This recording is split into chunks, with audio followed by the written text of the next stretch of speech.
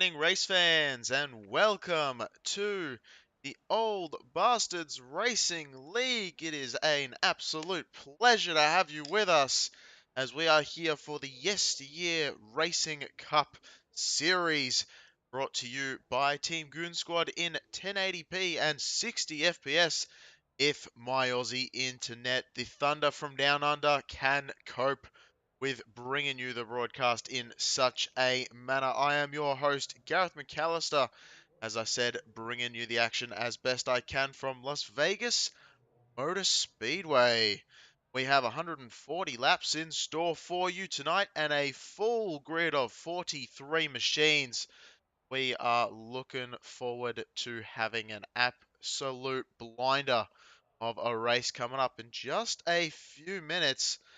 But let us thank our sponsors, YesterYearRacing.com, our title sponsor for the series. Thank you very much for coming out and showing your support, as well as Butt Kicker, Victory Lane Sports, and Top Flight Computers.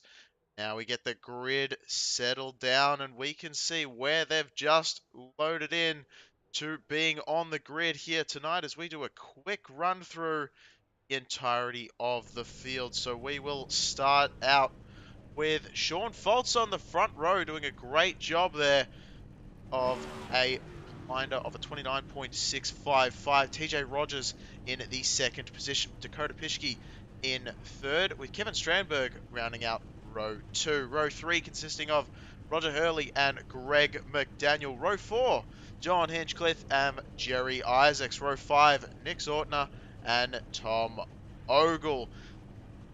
Row 6, Chris Bates and Robert Garisco. Bringing it back to row 7 with Dan Hill and Daryl Winiger.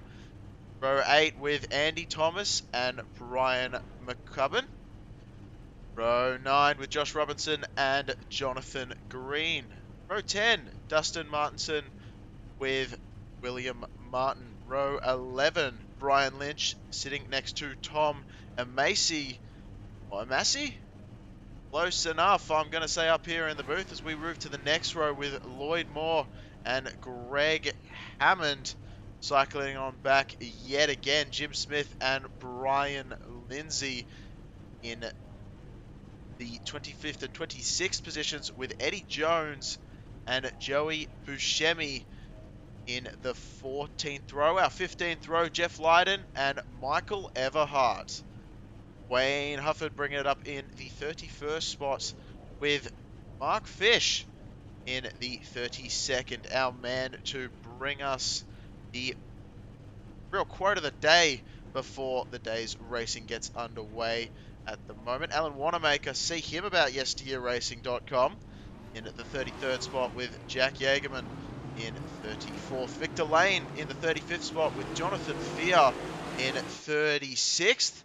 And we keep on going into Lee Warsdell and Courtney Nelson, rounding out our 19th row, with our 20th row consisting of Kermit Gentry Jr. and Michael Watts. Patrick Martindale in our 21st row with Dean Gear starting alongside. And lo and behold, our last entry, Jeff Hopkins in the 22nd row, all by his lonesome. We do not have any penalties coming into tonight, so we're going to be starting straight away with the grid lined up the way it was always meant to be. And we're going to get ready to unleash some insane amount of horsepower. We've got a pit speed of 50 miles an hour. In practice, they've been hitting close to around about 191. So a big difference. Got fixed setups. Our fastest lap has been a 30.2. Fastest recorded lap scored by Courtney Nelson. In races past, we'll see if anyone can match that in the 140 laps here tonight. The pace car takes its quick left-hand turn down the Las Vegas Strip as we get ready to go green. And there we are underway. Sean Foltz leads us off the line. TJ Rogers on the outside, still sticking up there pretty well. It looks like Dakota Pischke is going to stick his nose in the McDonald's backed machine. ready up into that second place, fighting hard.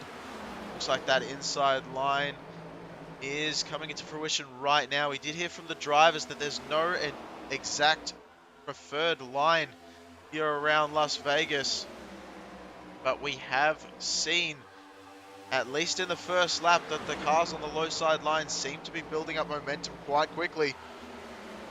And we'll see as we go longer into the run, as Tom Ogle just moves up a quick spot. He's making his way up to the front. That white clawback machine, always a threat out on track. As I thought there was a small hint at 3 wide there, but no, I was proven wrong. And it looks like we thought about it for just a quick second. Jerry Isaacs was on the low side of that little battle there with Roger Hurley and Kevin Strandberg. Able to stay in with it, but the top 5 or 6 have been able to get away from the rest of this battling pack. It looks like Jerry Isaacs in 6th is going to be leading that group right now. Roger Hurley and Strandberg side by side. And a little bit of a battle developing for 2nd as Rogers goes to the underneath Pischke, who also loses the spot to John Hinchcliffe.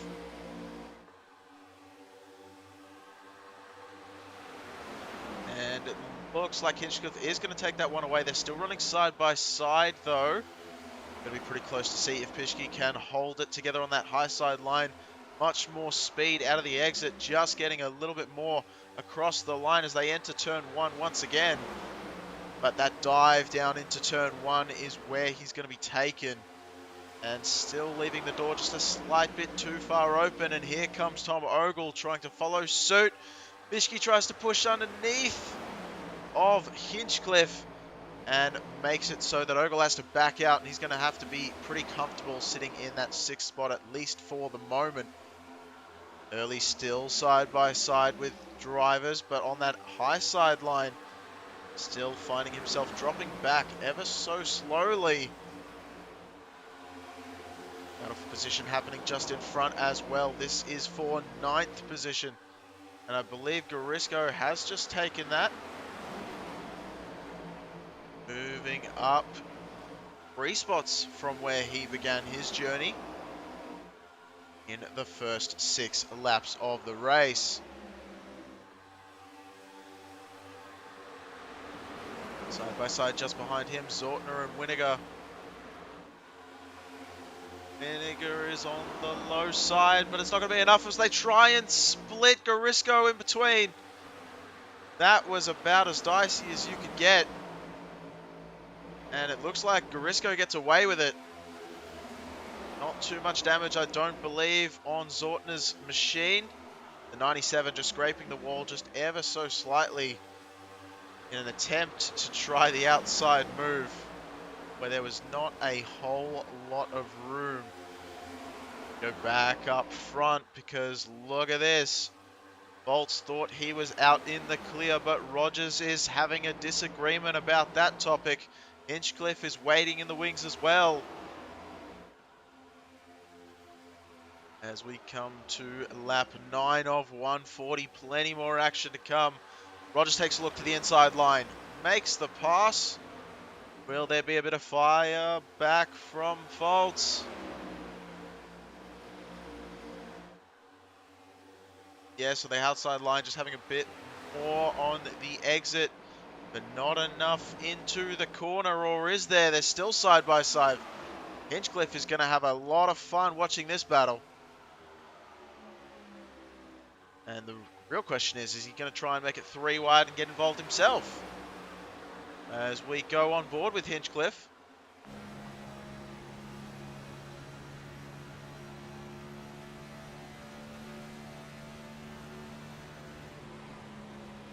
And you get an idea of just how the banking affects these machines as well. Here comes Hinchcliffe. He's still looking to the back bumper of Rogers. Bolts hung on to that top spot on the middle lane here. Trying something on the high side is Hinchcliffe. Is it going to pay off? I'm not sure that it will. Maybe dive down through the draft. Yes, there he goes. Try and make that one stick, and does so. Takes over the spot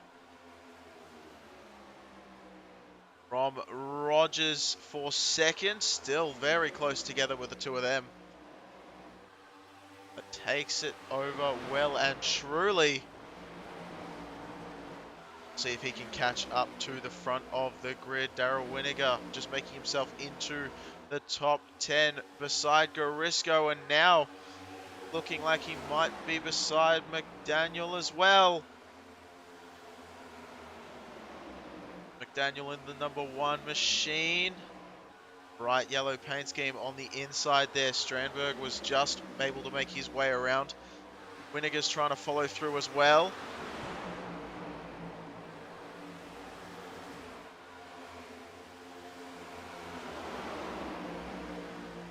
Backman CT, Dustin Martinson, as always, tuning in to the broadcast. Thank you so much for your continued support of the league and potential the broadcaster. It's absolutely amazing to see the support out here for these guys. Bastards always putting on a show as well, worthy of a lot of viewers, as Dan Hill goes to the inside of Garisco, trying to make his way into the top 10. Garisco's going to have that run and the draft advantage behind Winiger, though. Ooh, almost a bit of contact between the two of them. Thinking about just giving himself a little bit more room in the future, but Dan Hill's going to try his best to still take advantage of that spot. It's just not going to be enough, though. As we said, the top 3 have separated themselves by about a second, and here's the battle for the lead. Hinchcliffe to the outside. He has been working this high line ever since he got up to these two, and it makes it stick without too much hassle. Fantastic driving. A little bit loose out of Sean Foltz. Has to check it up. TJ Rogers is going to take advantage of that one. And still side by side, though.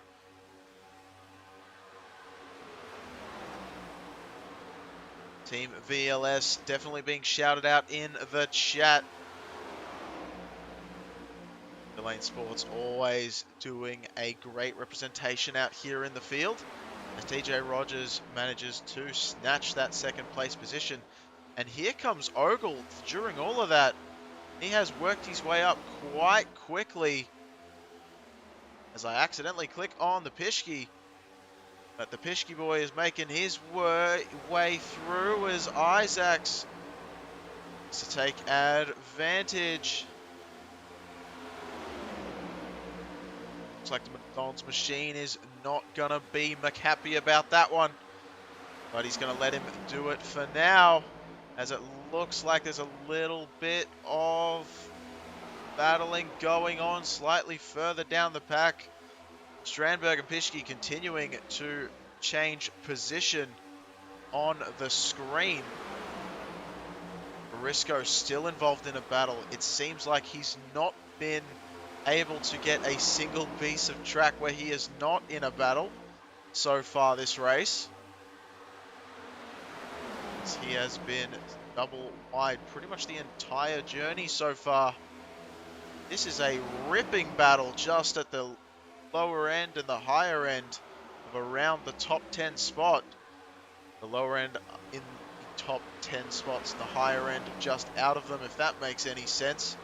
And I've lost my words as we're in a gripping battle right here. It looks like McDaniel wants to make a move as well on Strandberg just in front. This is allowing Isaacs to stretch his legs and get out front just a wee bit more. Strandberg coming all the way down right, trying to make sure that McDaniel doesn't get as much of a run as he needs to make that pass happen. Still side by side so far back, and we did miss the pass. TJ Rogers has taken over the lead from Hinchcliffe. So apologies for that one, but Rogers has passed Hinchcliffe for the lead.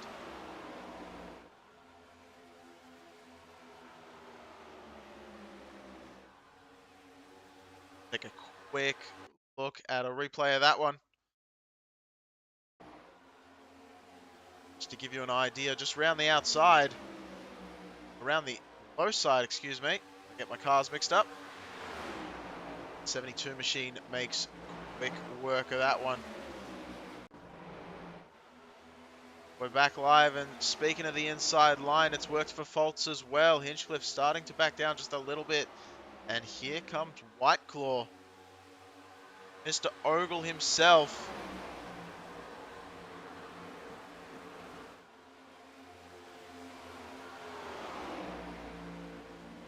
As he's made his way into the third spot. Just cutting off the nose of Hinchcliffe ever so slightly. Not too aggressive, but aggressive enough to make his point known as Strandberg continues to be in battles, this time with Dan Hill for the 7th spot. Hill, the number 7, fighting for 7th. Cannot make this stuff up.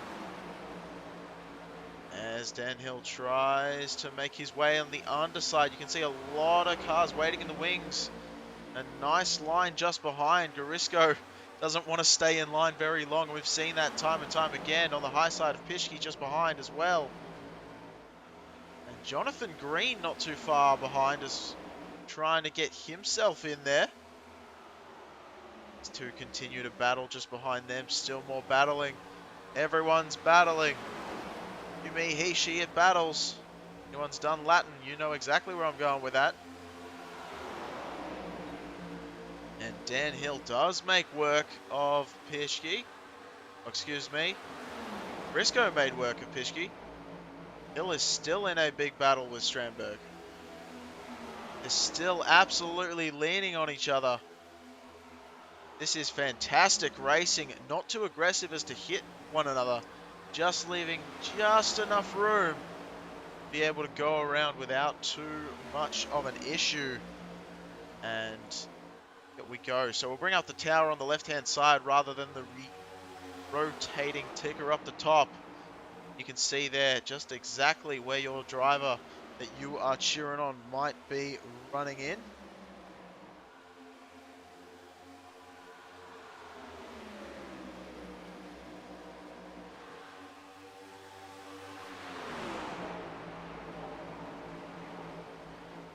There's a little bit close. We got some cheering on for Wayne. Let's try and see if we can find Wayne. Where is the Huffman? Here he is in the 27th position. A little bit of lag. Not sure if that's coming through. I hope it's not, but apologies if it is.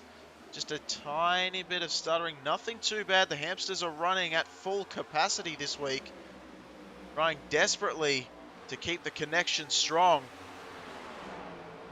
And it looks like our man Wade Hufford, our fellow Magpie, is linking just a tad, probably me, in the 27th position. He is up 4 spots, so he's not doing badly at all. As we'll go back up slightly further to the front, because it looks like Bates is involved in a very close battle with Pischke. Side by side, Rubbin is racing, and speaking of Rubbin, and we have basically, that's what happens when my net is struggling enough already, and a crash ensues just in front. So hopefully everything calms itself down in due course. If not, we do have a backup just in case things go south up here in the booth. And it should be pretty good. So we'll go and have a look at that crash once again. And it looks like we're going to have a lot of blinking problems. But it also looks like it was going to be... It was showing Roger Hurley was involved in that one. And we also saw...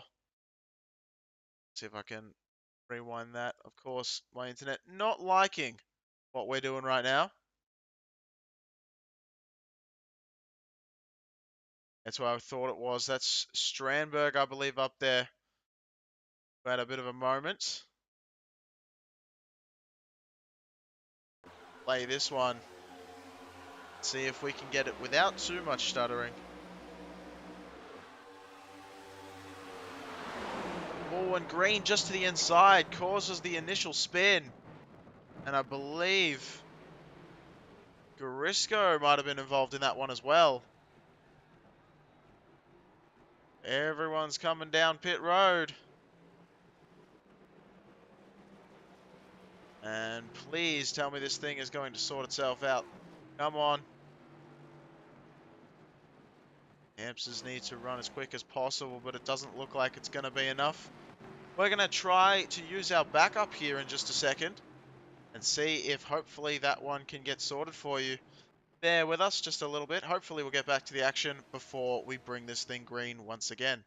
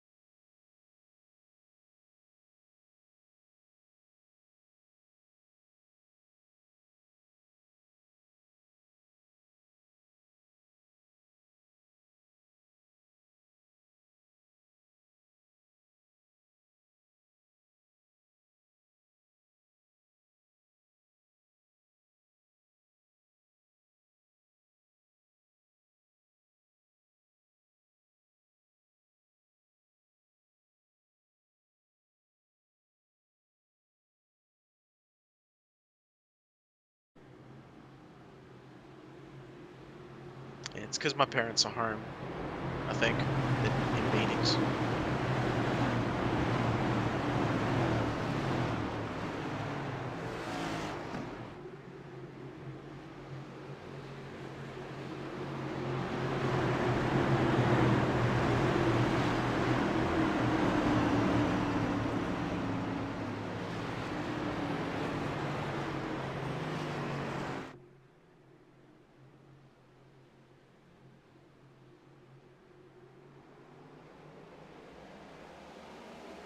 I can see the stream on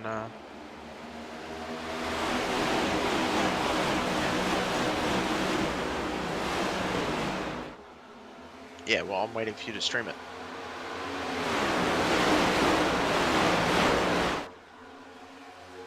Gotcha.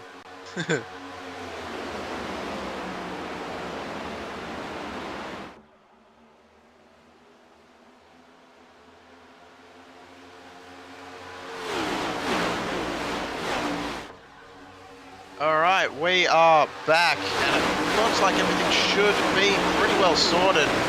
So that's looking pretty good as we're back, and we're on lap 34, according to what I can see out of this moment. It looks like Ogle's taken the lead after that caution, just a little bit behind where the caution flag came out, I believe around lap 30. So hopefully we haven't missed too much, as Foltz is still sitting in the second position.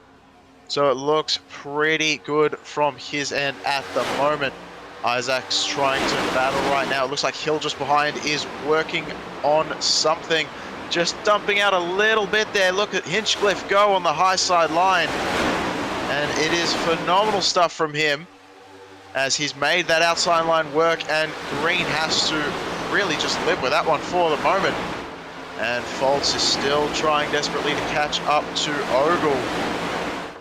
It's looking pretty single file for the most part. A little bit of a battle going on just a small ways behind. And I think that one sorted itself out. I believe that was maybe Robinson who was making his way up through the field. Oh no, just a little bit further back than that. And I believe that's Hammond and Thomas going side by side. Looks like the Irwin 12 machine to the inside line. It's not going to be enough though.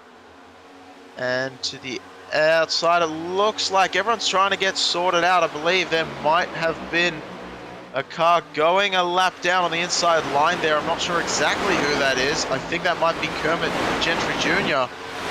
on the inside line, as he's trying to make his way around, and everyone keeps together, going in a nice, convenient line for the broadcasting booth. Looking in on the 14 machine. I believe that's going to be Eddie Jones in the 14. And it is, as we're focusing in on around him for the moment, but it looks pretty good. As we've got still single file line for the most part. John Hinchcliffe in the number 8 machine. He's been working his way through the field since the start of this one, and has been hanging around the top 5 all race long. So we're looking forward to see if he can continue his hot streak right now. He's been using the middle and higher lanes a bit more effectively than some of the other cars on track right now. So we'll see if he can maintain that. Look at that massive car grid. I love seeing it every single time. The way all the cars fan out when they come to the backstretch. Absolutely great stuff. It looked like Green was looking to the inside just for a split second there of Hinchcliffe. But I don't think he's going to quite get there. He's taking a sniff to the inside. Hinchcliffe's not going to allow it to happen though, because he wants to get the inside of Hill as well. And here comes Bates all of a sudden. Just behind, took a sneak peek. And he's got Robinson just behind him as well. So there's some really fast names we're seeing up the front at the moment. McDaniel's not too far behind either, trying a slightly different line. Here's Josh Robinson. And he's had to work his way up through the field. He's currently made himself, I believe, 9 spots higher than where he started this race, starting a little further back than he usually does in the Micro Center machine. But working his way up nonetheless, as Bates gives him plenty of room to the inside line. McDaniel's going to want to follow him through as well, coming to lap 41. Still got 100 to go. No need to get too aggressive on these passes. But definitely when the foot goes to the floor, you want to make sure it stays there as long as possible. And it looks like Bates is still going to hang tough on the outside for now. But I think McDaniel's really looking forward to when Robinson can make that pass. And ooh, a little bit high. There we go. I believe that was Hinchcliffe trying to use as much of the exit as possible. Almost tags the outside wall, but thankfully avoids it. And it looks like Robinson had to check up a little bit for Green. Here comes Bates. Now Bates is going to be right behind Green. Robinson moves to the inside line. Once again, it looks like he is going to take that spot away. McDaniel's going to try and follow him through, like we said earlier. And still going to have to stick to the side-by-side action. Now, we were told, we did tell you at the top of the show, that there wasn't a whole lot of preference when it came to the line around the racetrack. But from what we're seeing out on the circuit and what we have seen so far is that low line seems to be the choice for the drivers today. I'm so curious.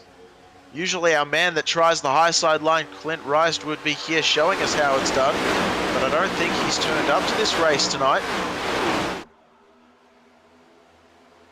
As it looks like all the way to the high side above McDaniel. Look at that. Oh, Hinchcliffe has gone for a spin to the inside on the apron, keeps it together. Unbelievable, miraculous save. How's he done it? I don't know, but I wish I took some lessons from him on how to drive. Fantastic stuff. Might see if we can get a replay queued up on just how that one unfolded, because that came out of nowhere. But for the moment, Tom Ogle and Sean Foltz still running nose to the tail. Bit of a pack going on a little bit further back in the field. And that just looks absolutely crazy. As we look at the replay, and yes, Jonathan Green just tagging the inside lane. It looked like Hinchcliffe wasn't quite as high up as Green thought he would be. Just a bit of a tag and round she goes. But amazing job to keep it out of the wall, as Ogle has taken over the race lead now.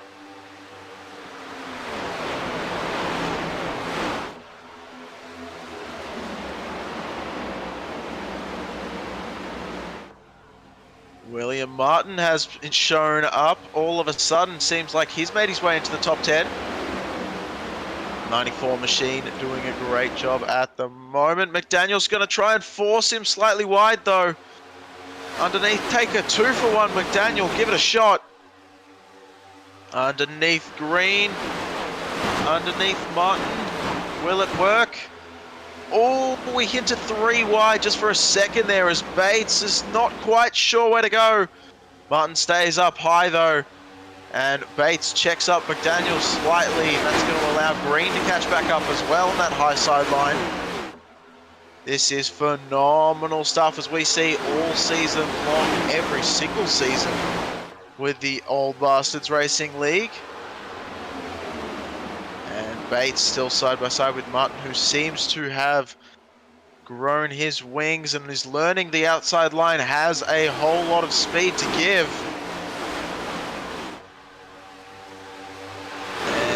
Sure it's gonna be enough though, because we've seen the low line work so well so often, and Bates is trying to take it back. Daniel and Green still side by side as well, just behind them, and it looks like Bates has definitely taken over that spot. Here comes Eddie Jones into the party. He sticks his nose in, a little bit of contact maybe. A couple of drivers just behind Eddie Jones. That was Lloyd Moore and Brian Lynch, having a little bit of a niggle between the two of them. Just a little bit of a run up the racetrack, I believe, for Lloyd Moore, and Lynch was already there. Maybe just a small little love tap to the rear end. Nothing too crazy.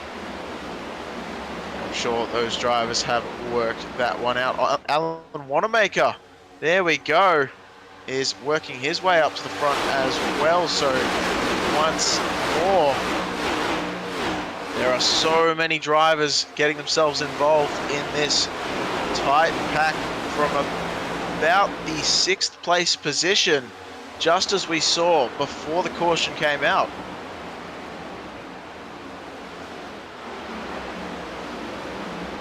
Battle for second going on now. Sean Foltz and Jerry Isaacs.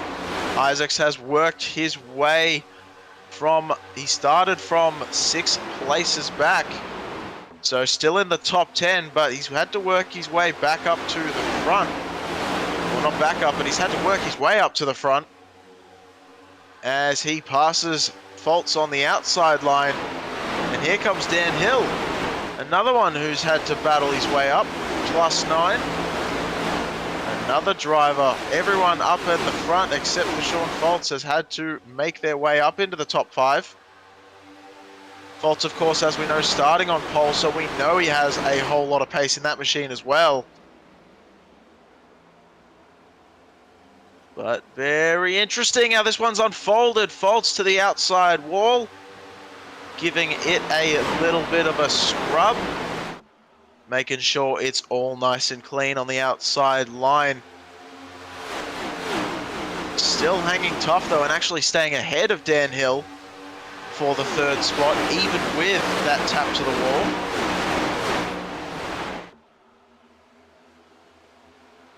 Doing a pretty phenomenal job. I know I say that so many times, but that's because I'm always flabbergasted with just how these drivers are able to maintain that. Fletcher Hillman Jr. joining us in the spectator area. Let's go, 74. So he's cheering on the 74 machine. I believe that is of Alan Wanamaker. I almost said Wellen something or other. I don't know where I was going with that one, but that was Alan Wanamaker getting some love from the fans. And always getting some love up here in the booth, as well as he's made his way up 21 positions from the start. I believe that makes him our second biggest mover of the race. Somehow you'd think, how could you move up any more? Well, I'm sure Courtney Nelson would tell you how, because he's up 22 positions slightly further back in the pack, as he's in the 16th position. But right now we're still looking at this battle for 6th. 6th and 7th, 8th and 9th. And Green sitting in the 10th spot, just wondering, when is my chance to make something happen? As Eddie Jones has made his way through those drivers and up into the 6th position right now.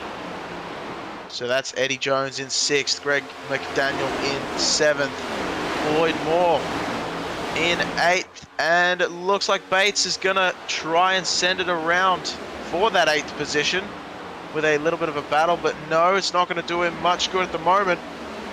And Green's gonna say, ooh, thank you very much, and take that spot, or try to take that spot away. He's going to have drafting help as well as the inside line for turn 1. Heading into turn 1 and through 2. It looks like they're still pretty much neck and neck. Bates actually might have a bit of an advantage coming out of turn 2. Still side by side. Bates has the position into 3.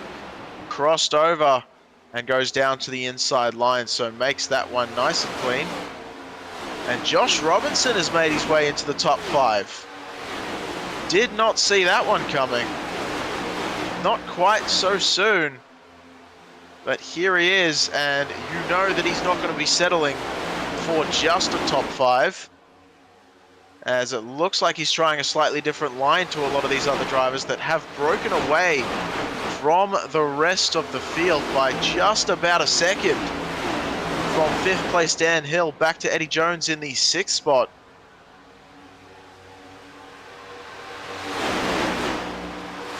We have got a little bit of a breakaway on our hands.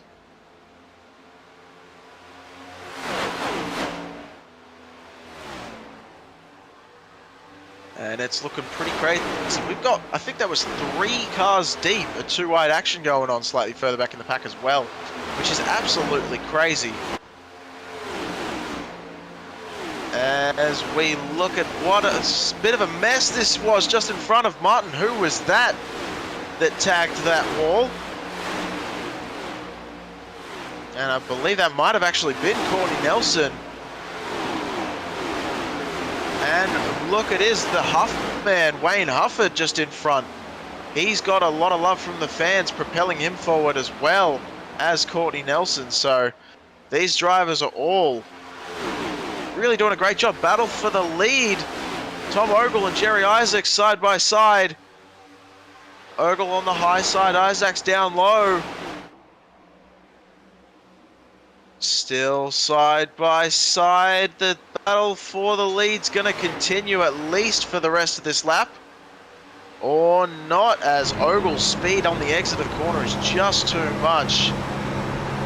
Looking from 3rd place, Sean Foltz and the 2 leaders. It looks like Foltz actually has a massive run on Isaacs right now. I think he just lifted slightly so that he'd stay behind these two. Might have been my imagination to see that, but I believe that that may have been what just happened there, as Isaacs is still leading the way forward. It's all Fords and Camaros up front. Eddie Jones in the 6th position is our first Toyota. And it looks like some lap traffic may come into play in just a few laps. You can see just ahead of this 5-car breakaway. It looks like they haven't been able to really gain any more on Eddie Jones, but he's got his own pack built up just behind him with Lloyd Moore and McDaniel.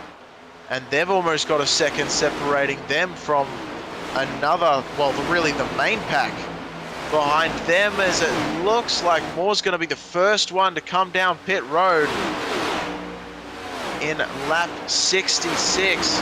Now, we did have an estimated fuel run of 55 to 65 laps, but we did have a caution come out, which would have saved a certain amount of fuel, as well as everyone coming down to have their own pit stops and fill up with some fuel, grab some fresh tires. We saw them all come down just before we went to break, so we'll see how that one unfolds and whether that's the right strategy, and maybe even if he can make it all the way to the end from here. That'll be yet another thing to keep an eye on, as Josh Robinson is in 4th at the moment, just getting passed by Fultz on the high side and taking the position back straight away. But Fultz says no, takes it back once again.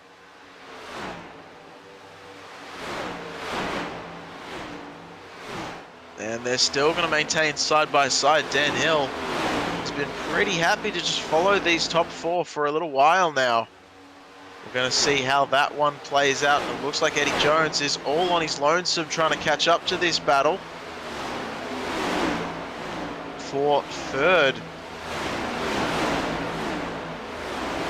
Back to 10th place, Chris Bates finds himself in a whole heap of horsepower behind him, just charging through the field. Alan Wanamaker is right there, as well as Wayne Hufford, and Alan Wanamaker gets side by side with, I'm not sure exactly who that is. I believe that might have been Jack Yeagerman. That was very, very tight. 3 wide hinting at it right now. Wanamaker backs out of it. And Yeagerman, that is him in the 27 machine.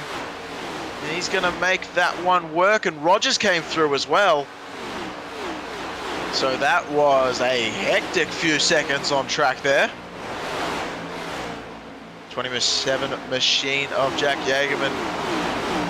He has made his way through the field slowly and steadily, up 22 positions himself. There's some drivers up here that have really made some massive gains in this race. Ooh, a little bit of contact for Wayne Hufford on the outside line. That's going to check up. Courtney Nelson behind. Remember, Nelson has the lap record here at this track for the league, so I'm not sure. I think that actually may have been beaten according to my software. It has been beaten by quite a few of these drivers actually. So hopefully not been fed too much of the wrong information, but here comes Chris Bates trying to fend off TJ Rogers. And Rogers is making his way back to the front of the pack, where I'm sure he thinks he deserves to be. And who can deny him that one? As the 72 machine is making his way through. More of a battle for the lead. Here comes Team Miata. They're sandwiching Jerry Isaacs between Ogle and Robinson. The Miata sandwich. Ever a player in this game. I've been really impressed with Jerry Isaacs this season so far. He's been doing a phenomenal job of making his name known out front. Sean Foltz has distanced himself just a little bit from Dan Hill and is trying to work his way back up to the top 3 as well.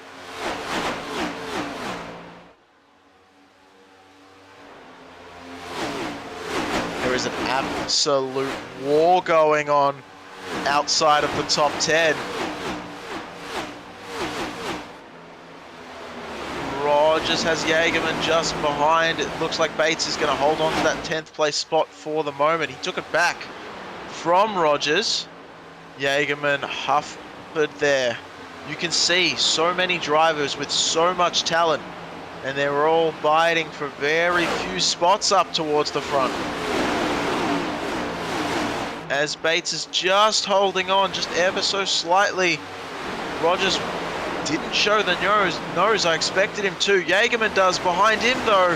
Very close to contact between the two of those two. Thankfully not doing. As Hufford has a lot of company in Nelson and Wanamaker just behind, going side by side. And is that Mike Watts behind them? Yes, it is. The 84 machine. He has worked his way up. He's actually the biggest mover of the race so far. 25 positions, as opposed to Courtney Nelson's very abysmal 24 in comparison. Which, of course, I say jokingly because it's insane. But yeah, Mike Watts has made his way up towards the front. Or he's making his way up towards the front, as he's currently sitting in the 15th position.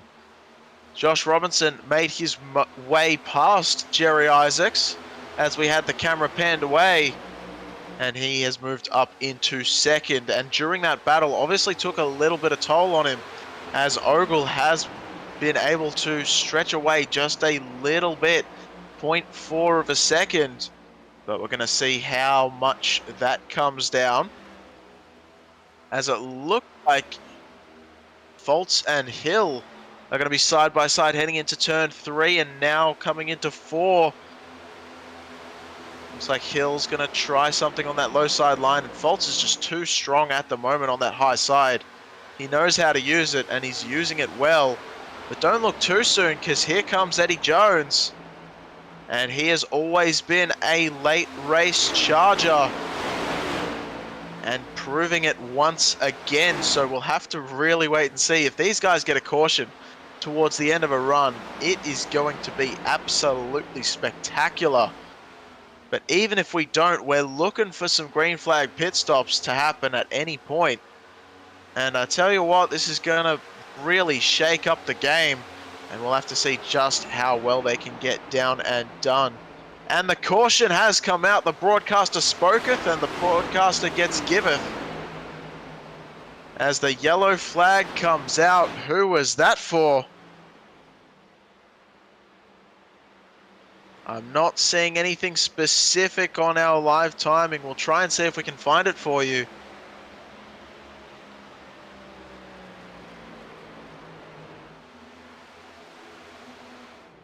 It sounds like it might be Mike Watts, just maybe. Oh no. So was that Wanamaker heading into Watts just then?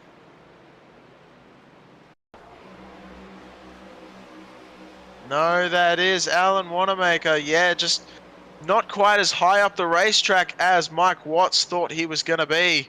I think Wanamaker actually had a bit of a bobble up on that high side just prior to making contact, and had to come down the racetrack just a little bit to check up and make sure the car was pointed the right direction.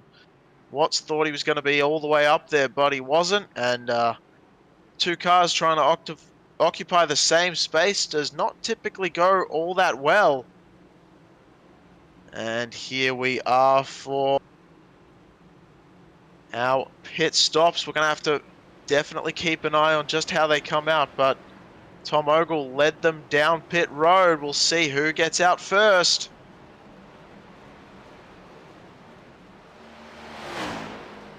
think Isaacs might have been a little bit slow, his pit crew, just looking at the way the tyres were coming up there. And Ogle, what happened to him? Did he spin out of his pit box? I'm not sure if he spun or if he got tagged, but... Oh, and he just comes back onto the track, and McDaniel, I believe that was, just plowed into him, spinning the tyres. And I think he just tried desperately to beat Isaacs out of pit road, and it just wasn't going to happen. And didn't want to wait for the rest of the cars to go back, didn't want to come back out last, and just unfortunately gets tagged. No, that's a 69 machine, so that's not McDaniel. Oh, it was a whole bunch of hullabaloo. So quite a few different cars involved in that one. Trying to get a list of everyone. That was incredible. So I believe that might have been Patrick Martindale involved in that one. Joey Buscemi might have been involved as well. Lee Warsdale we're showing as not faring incredibly well as Jeff Lydon. Dean Gears come back down pit road. Mark Fisher's in. Lloyd Moore's come down pit road. I think I've said a few more names than were actually involved, but I'll tell you what, it certainly was a few more than I expected, as Ogle once again comes down pit road as well. Maybe a chance to reflect on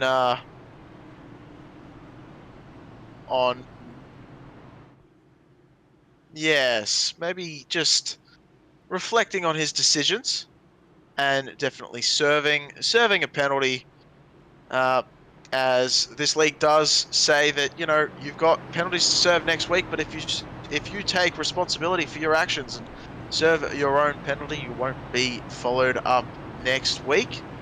So I believe coming in to serve that, he knows he's in the wrong, and he will come and do that. But that means Isaacs has taken over the race lead as of right now, or I believe so. It shows him, I believe, just behind someone else. And I'm not sure if that's a lap down car or not. But that's number 8, so I believe that's actually Hinch. Is that Hinchcliffe? Yes, that is Hinchcliffe, so he's going to get the wave around. There he goes. Or potentially Lucky Dog, I believe, is actually what he got just then. So Isaac's back to the front on the front row with Robinson on the high side line. Jones and Foltz in the second row with Rogers and Lynch in our third row.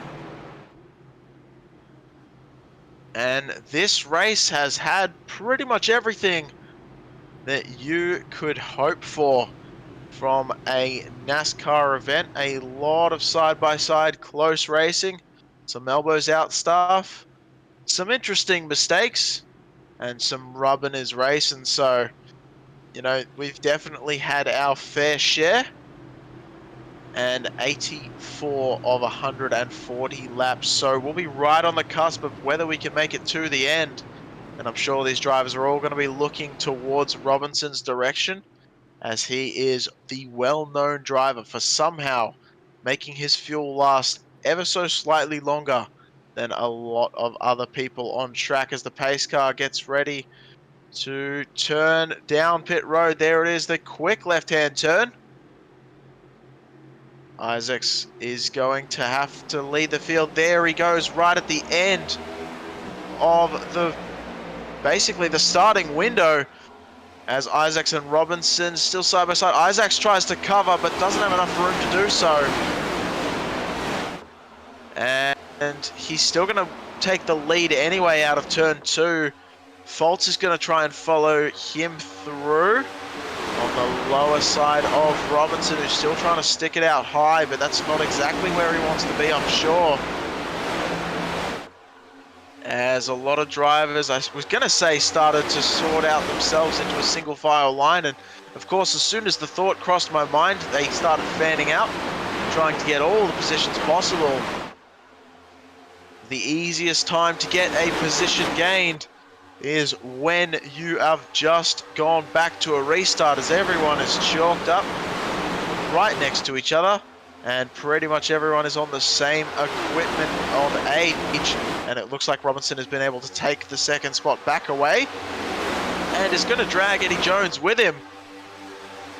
Or is he? It looks like he might have been able to, but Fultz is just a bit too strong on entry.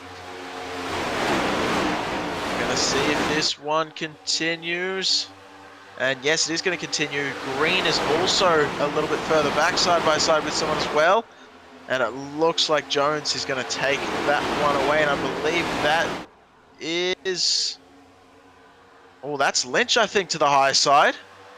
Around Bates and Green on the inside. This could be interesting. Bates is really going to have to check up just a little bit to make sure they don't stay too wide. Green takes advantage, diving it to the inside line, takes a spot away. And there we have it. So that one has sorted itself out for the moment. But Brian Lynch, the Hooters back machine, has been doing an amazing job. And he is up 13 positions.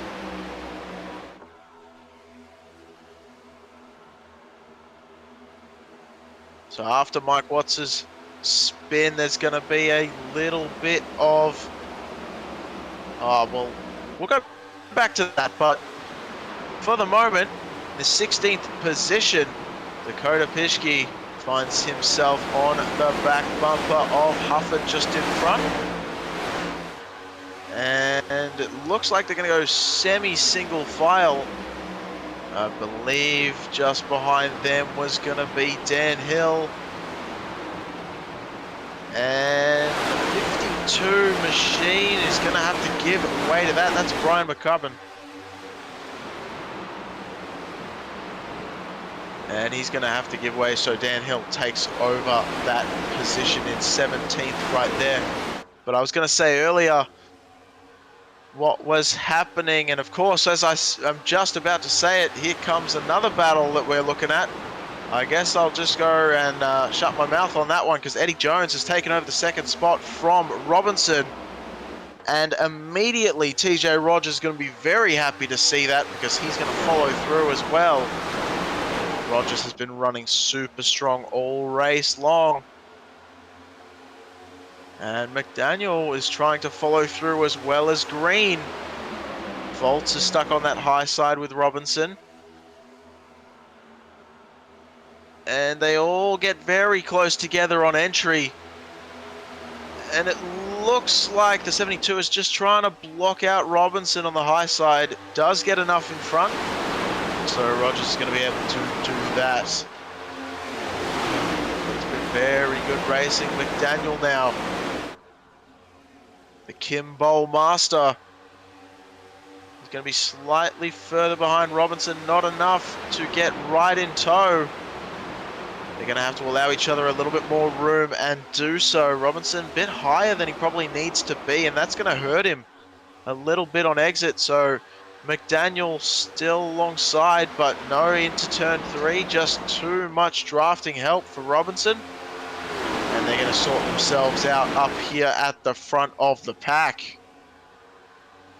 Got a pretty good battle going on for 11th position with Alan Wanamaker. They're pretty close together. It looked like my timing software was really trying to dial that one in and make us have a look. So here we did, and Jack Yagerman not too far ahead, but there's a battle for the lead. Just as soon as we pan the camera away, Eddie Jones trying to take it over. It is going to be enough. We were worried it wasn't going to be, but they're still side by side. Isaacs doesn't want to give it up. Here comes Eddie Jones.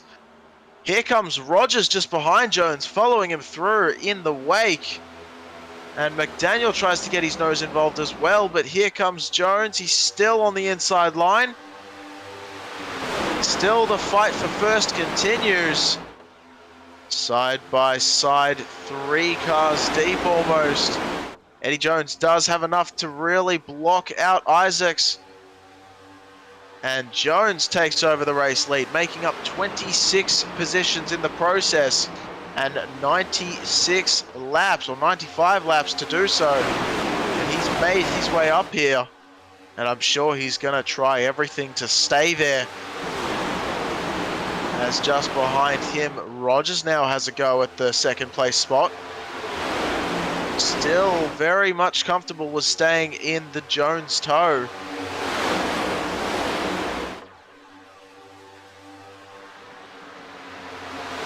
And it continues to be crazy up here at the front.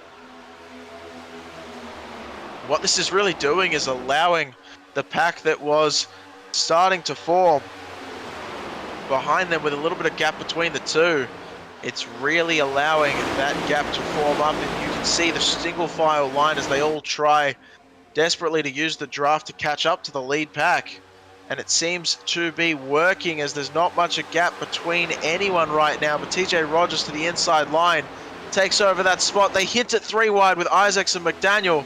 McDaniel has to back out of it as Isaacs goes to the inside of Eddie Jones. And here comes Robinson to the inside line now.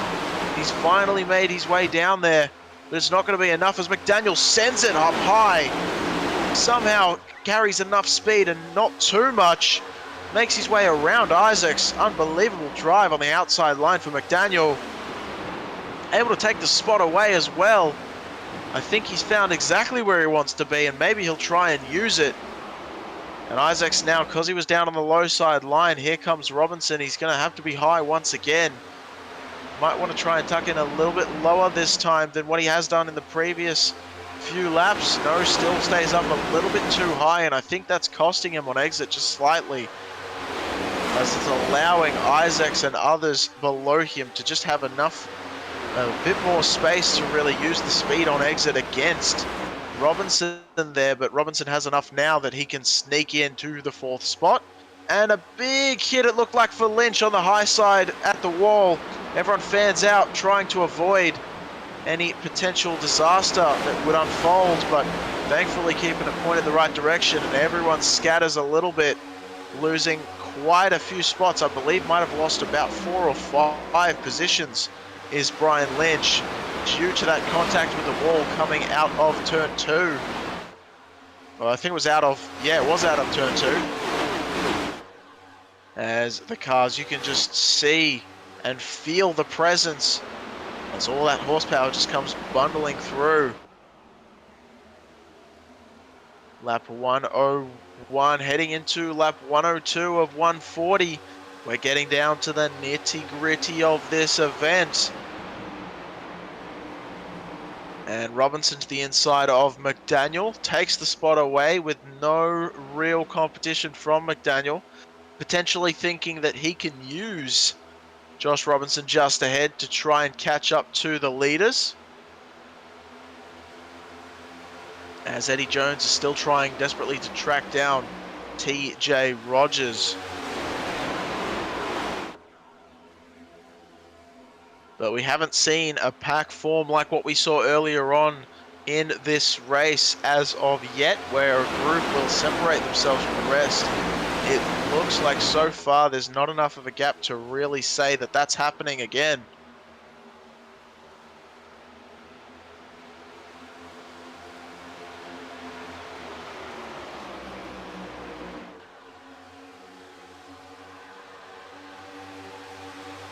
Rogers still holding on to the top spot. Here comes Eddie Jones.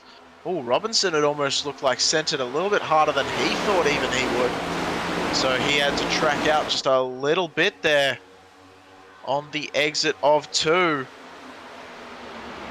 And it's very interesting to see no one super tightly hugs that white line down the bottom quite as much as what TJ Rogers did on the exit. And that might have actually hurt him a little bit, because look how much of a gain was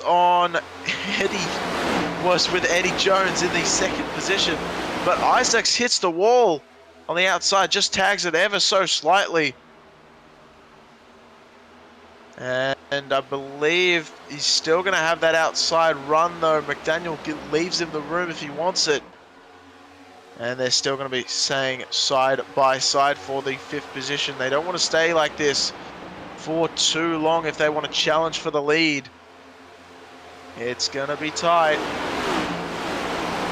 But it looks like Isaacs makes sure to stay clear of that outside wall this time around and takes the spot back from McDaniel. What was that I said about the lead pack not forming? Well, with these two battling for 6th right now, Jonathan Green and Sean Foltz, it looks like that lead pack forming may happen once again, as these two have dropped back 0.6 of a second from McDaniel in the 5th position. And almost as if he heard me, Jonathan Green tucks in behind Foltz to try and make something happen, and here comes Jagerman. Jagerman takes that spot away from Green. Up into 7th goes Jagerman. And that top 10 just continues to be in an epic fight. Zortner and Bates switching the position between them like absolute hotcakes as we go back up front, because battle for the lead once again. Eddie Jones takes the lead away and wants to stay with it. Here comes some freight train consisting of Rogers and Robinson. Robinson is trying a very different line to the rest of these drivers in front, and carrying a bit more speed in doing so, it looks like. He goes to the inside of Rogers. Manages to make it stick. Is it going to be enough to fully make the clean pass? Yes, it is. Rogers is going to have the run, though, using that higher side line. Will he try and make something happen? He's going to try. I'm not sure he's close enough to do it, though, as it's so hard on these cars, especially the one out front. Eddie Jones is going to find himself, because he's pushing so much air in front of him. It's really going to slow him down. A lot of these cars will be able to use that draft behind to really catch up to the leader quite quickly. And you can see right there the gap coming down so quickly, as Robinson is really putting the pressure on Jones now. Wants the outside lane. He's been making it. He's been trying to make it work for quite a while. And I think he's found a rhythm that finally seems to suit his driving style, is Robinson.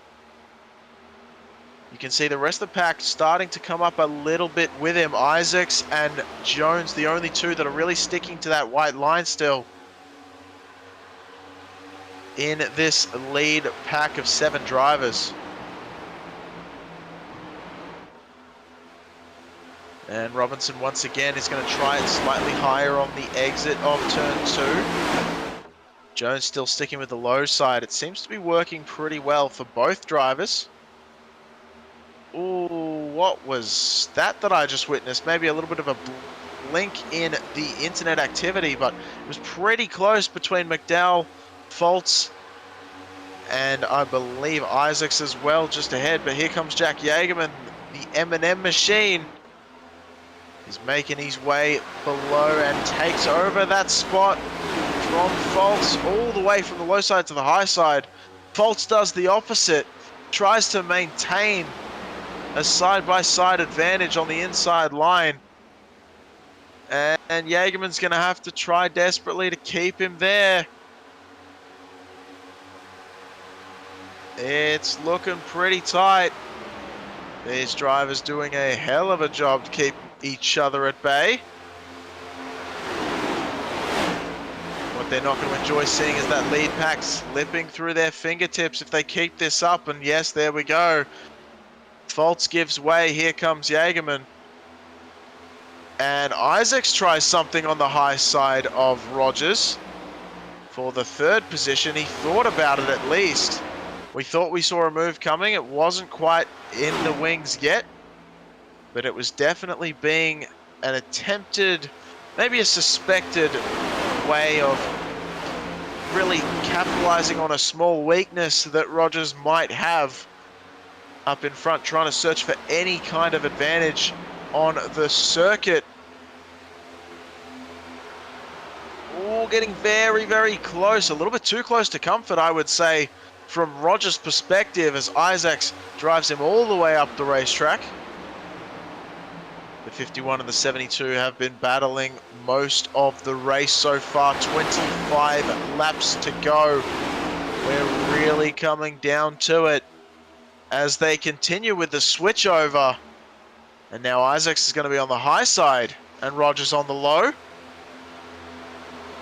Oh, Rogers wants to go a little bit of a payback, sticking him all the way up in the wall as well. A little bit of friendly banter going on between these two drivers, as the two Camaros still side by side. Robinson tries something on the high side against Eddie Jones for the lead as well, but it's not going to happen. Eddie Jones just seems too strong on that low side line for anything to really do him too much harm at the moment. But we'll keep an eye on it regardless, as Robinson, I'm sure, is going to be taking a lot of pokes.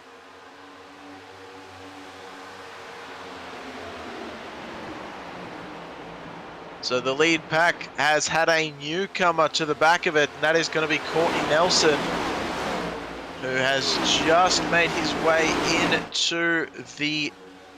into the show, I should say, in the top 8 positions. He's caught this pack and he is up 30 positions, so he knows what he wants to get done. And he's finally made it all this way. I'm sure he's not going to take a no for an answer. And straight away on the offensive against Faults. 48 Machine not able to do it just yet. And a change in the lead just for a split second. Josh Robinson and Eddie Jones side by side. Absolutely nail-biting stuff here as Robinson does manage to take the lead that lap. And I think he's going to stick with it for the moment. Jones has the advantage of diving in deep into that low side line. But Robinson's found something up on the high side. And he's going to make it stick. And Jones is going to have to tuck in unless he wants to find Isaacs right there, because he is coming through with a full head of steam as well. Oh, these two are getting very close.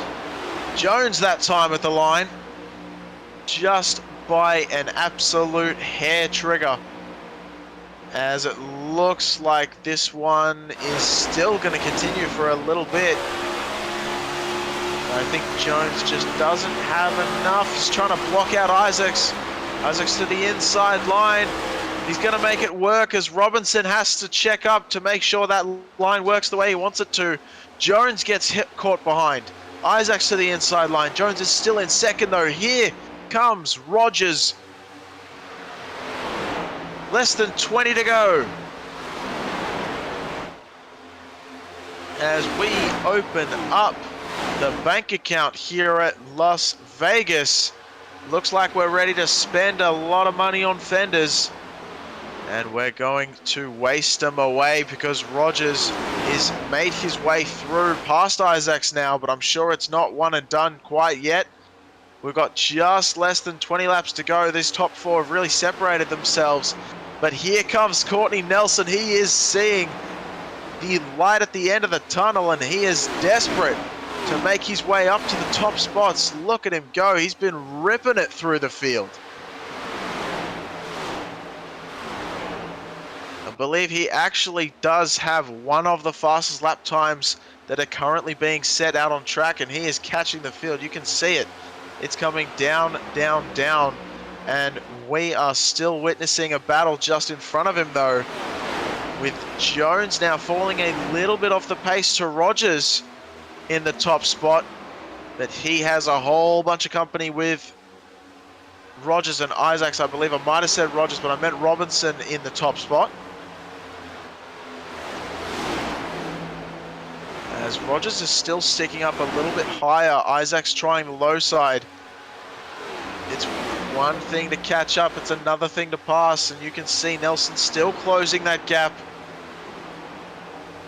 more and more and more. Eddie Jones is on that high side, but here comes Rogers. He's going to get alongside the quarter panel, still alongside, almost at the door by the time they head into turn 3. Out of 4, still side by side. This is gripping stuff as Jones still hangs on to the second place. This is going to be hurting all 4 of these drivers. You can see Robinson has started to build a bit of a gap between the rest of the field. Nelson has caught the tail end of these 3. And that driver in 5th place up 33 positions. He is making his name known right now at Las Vegas. And he's just using a bit more of the track than everyone else, it seems. You can see that he's just carrying a little bit more speed. And that's allowing him to just use... Look at that. He just enters a little bit higher. Comes all the way down the track. And we'll see if he can carry a whole bunch of momentum up the high side. It looks like he did come up a little bit higher, but not quite as much as we were expecting. As he's finally caught onto the back bumper of Isaacs. Now a battle going on between Rogers and Jones. Rogers has finally made that pass, but it's not quite done yet, as they're still side by side. Robinson is loving what he's looking at in his rear view mirror, as these two continue to battle for that second spot.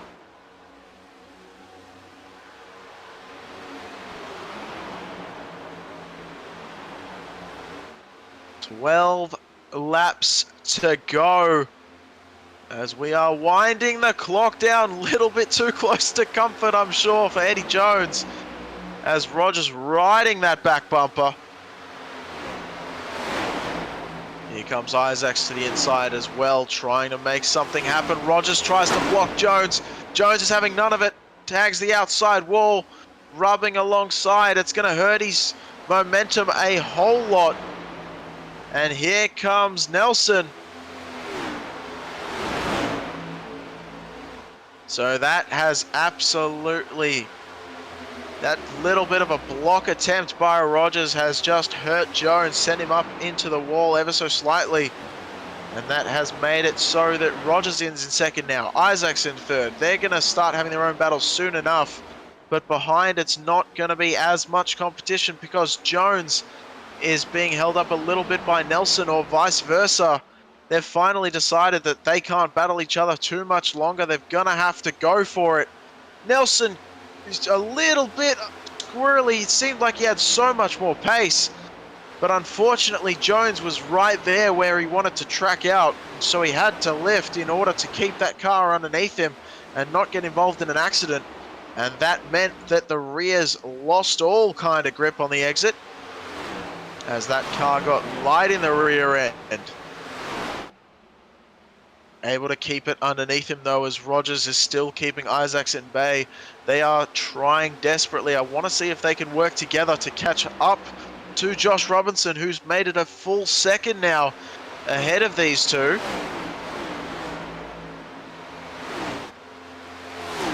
can see the gaps have just formed through everything else that has happened. And Rogers was ever so close to hitting the wall just then. Thankfully, not quite close enough to make contact.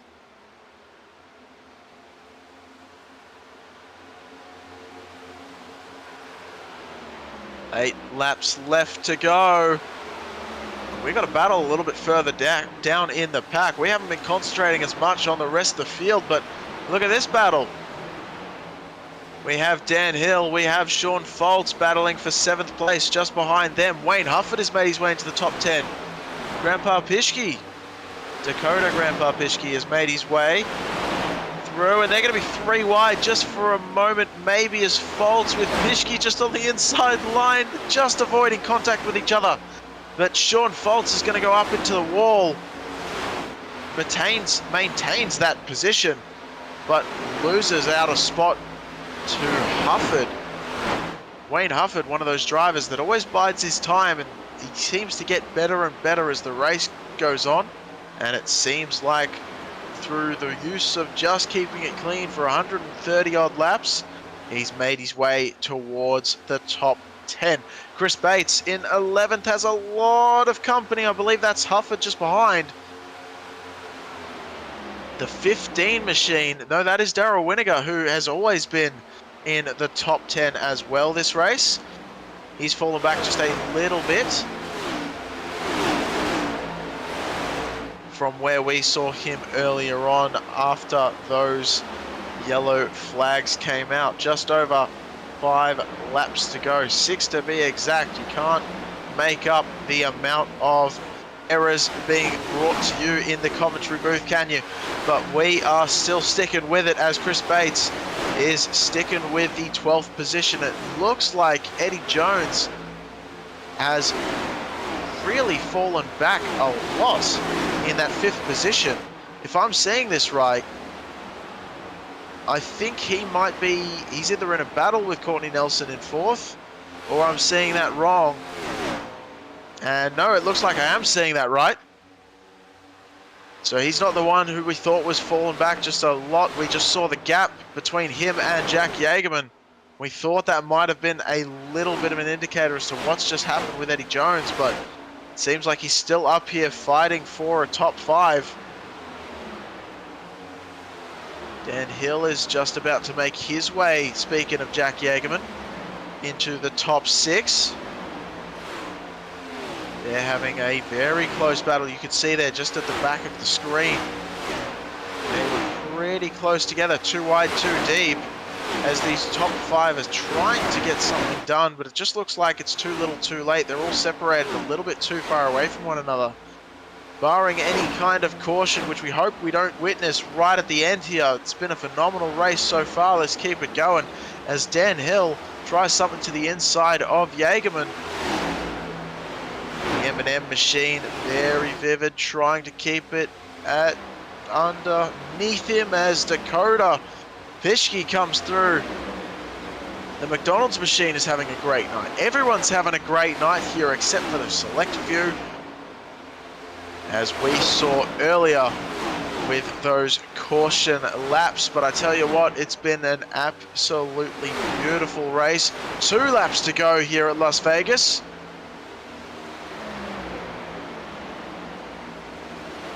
And we're down to lap numero uno.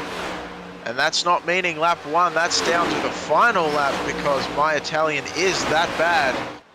As we're still looking at this battle for 7th, but we're going to have to pan the camera to the lead because they're getting pretty close to the end. And Josh Robinson, take a bow because this has been an absolutely phenomenal drive, up 16 positions to take the flag here at Las Vegas. Fantastic drive, my friend. TJ Rogers finishing in 2nd, and Jerry Isaacs rounding out the top 3 positions. What an amazing race that we have witnessed. And it looks like Courtney Nelson was able to hang on in front of Eddie Jones to make up your top 5 positions.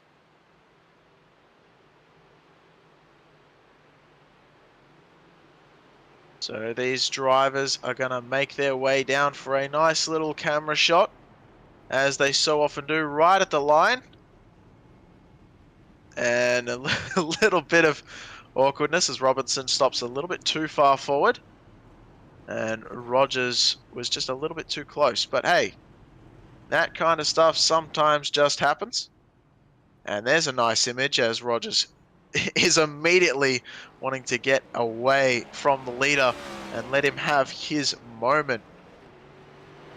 Joshua Robinson done a fantastic job keeping it together. This race has been one of highs and one of extreme lows as well. So really everything you want in a NASCAR event, whether you came here for the action, the crashes, you know, because, I mean, this has basically been just, I mean, what a race to come back to. I know we had our own issues in the booth. There you go. We had our own highs and our own lows to match with the races out on track. So it's been phenomenal. 140 laps flew by.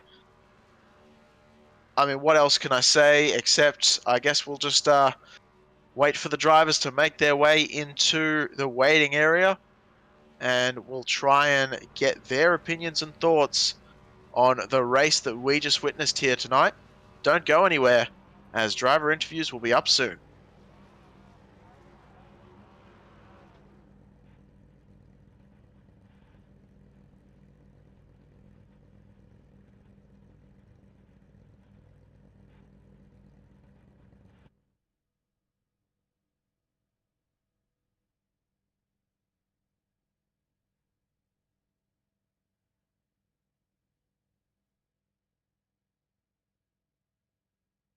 All right, it looks like we got Jerry Isaacs, we got TJ Rogers, and we probably have a Joshua Robinson as well. Yes, we do. So we'll start getting him up into the booth. First and foremost, Jerry Isaacs, bringing it up to us. How are you feeling, my friend? I'm really good, really good. I'm really happy with the podium here. Well, I'm happy you feel really good, but let me tell you, we feel really good because it was an absolutely amazing race that you guys put on. It's just been incredible. Let us kind of know what your thoughts were heading into Las Vegas, whether you knew you were going to be in the podium and or had an idea, and just the overall vibe of, how slick was it out there on the track? The track wasn't bad at all. I mean, you had to watch out for your right rear kind of little lates in the run, but the track wasn't bad, especially down on the bottom. I struggled a little bit more on top, but if I was down at the bottom, if I can get to that white line, the track was great. Coming in, I was really just focusing on trying to get a top 10. Podium's fantastic, but my focus coming in was just a top 10. Well, I tell you what, you got a top 10 and then some. You did a fantastic job, Jerry, and you put on an amazing show for everyone watching at home. I'm sure I don't speak for myself when I say that, but I mean, look, let's give you, oh, I don't know. We'll give you one chance. Let's shout out a driver that really pushed you to your limit at Las Vegas here tonight. Let's see what kind of driver you'd like to shout out and who you think really pushed you to get this third place here tonight. TJ, I mean, we battled back and forth and back and forth, and I felt like I thought he was using his tires up a little bit early, so I didn't want to fight him too awful hard, but I didn't. Track position's so important. I didn't want to give it to him. Then when I gave it to him, I was able to get beside him a couple times, but I just couldn't pass him and use my stuff up there at the end. But he was the guy on track. It seems like every stint I was battling, and he was pushing me the hardest to kind of improve and get better.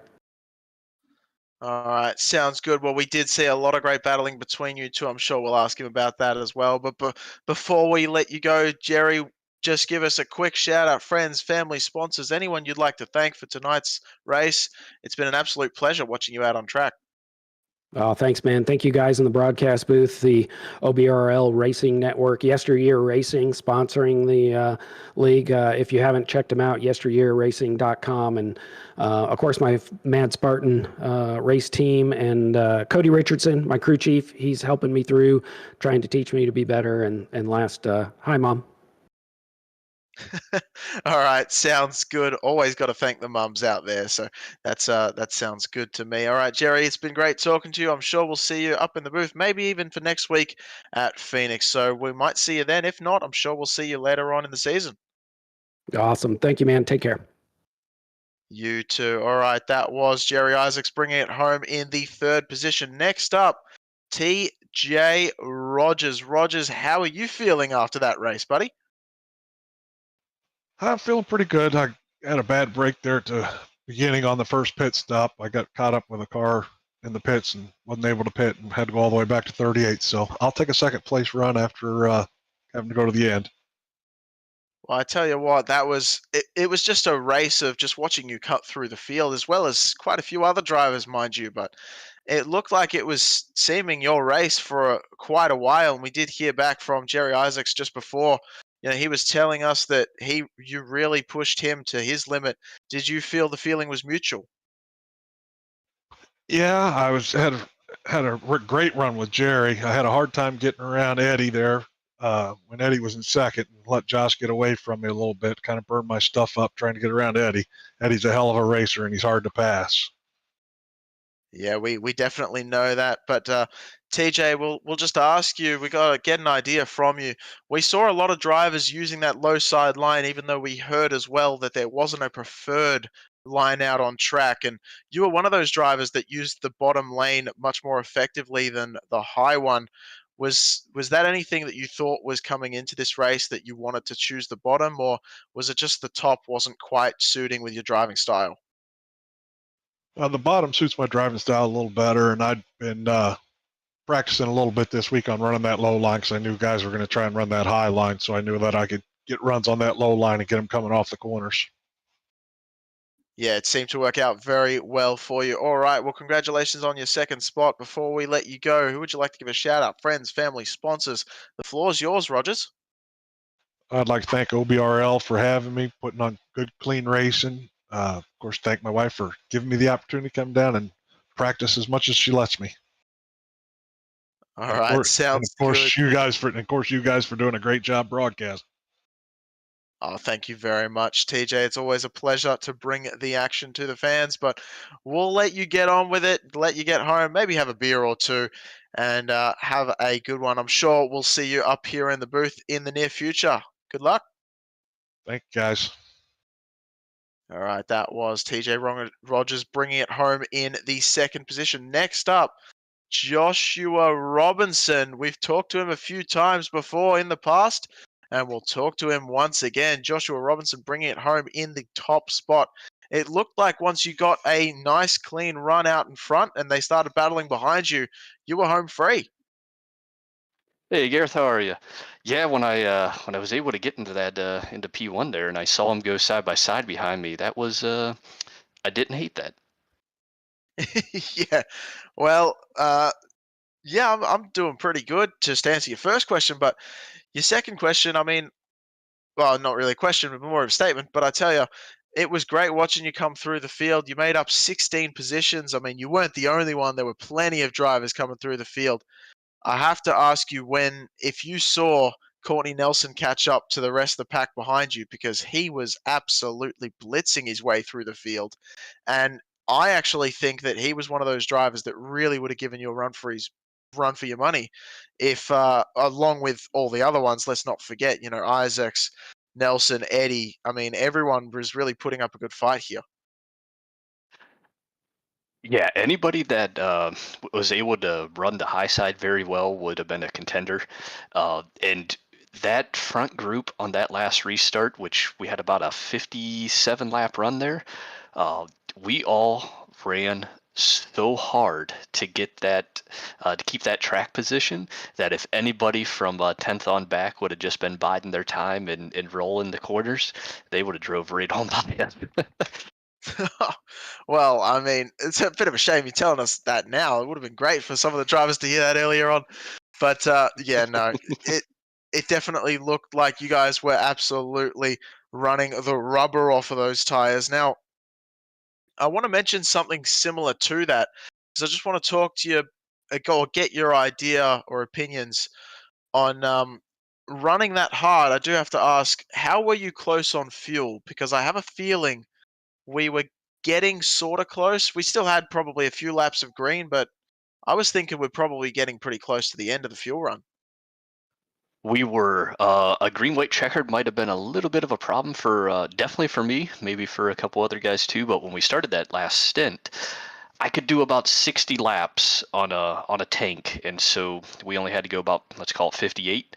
And so I was in the green with 2 laps, at least so I felt. But when I crossed the line there, I only had about a lap and a half left, so it was getting a little puckering. Oh, yeah, that sounds a lot more dicey than I actually thought up here in the booth. I thought it'd be close, but not that close. But yeah, look, Josh, it's always fantastic to talk to you. And once again, up on the top spot. I'm sure you're no stranger to that at the moment. But before we let you go, shout out friends, family, sponsors. You do the rest. The floor is yours. Congratulations on this win, man. Thanks, Gareth. Thank you guys for putting on the show. Team Goon Squad always does a great job broadcasting these. Thanks to our title sponsor in YesterYear Racing. Thanks to everyone in the OBRL. We got a great group of guys. Another week of a full field. You don't see that in a lot of leagues, but you see it here pretty often.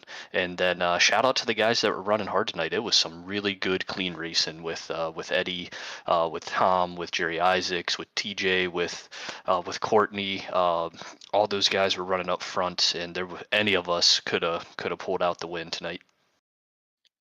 Yeah, ever the humble man, the alien Josh Robinson, bring it home in the top spot. I'm sure we'll see you next week at Phoenix Raceway. Good luck there as well, man. Appreciate it, Gareth. Have a good night. You too. All right, that was Joshua Robinson bringing it home in the top spot. Once again, I'd like to absolutely thank everyone for showing up and thank our title sponsor, YesterYearRacing.com, as well as Butt Kicker, Victor Lane Sports, and Top Flight Computers. I've been Gareth McAllister, bringing you the action with Team Goon Squad Broadcasting. We look forward to seeing you next week once again when we bring you the action at Phoenix Raceway. Don't miss it. We'll see you then. Catch you later.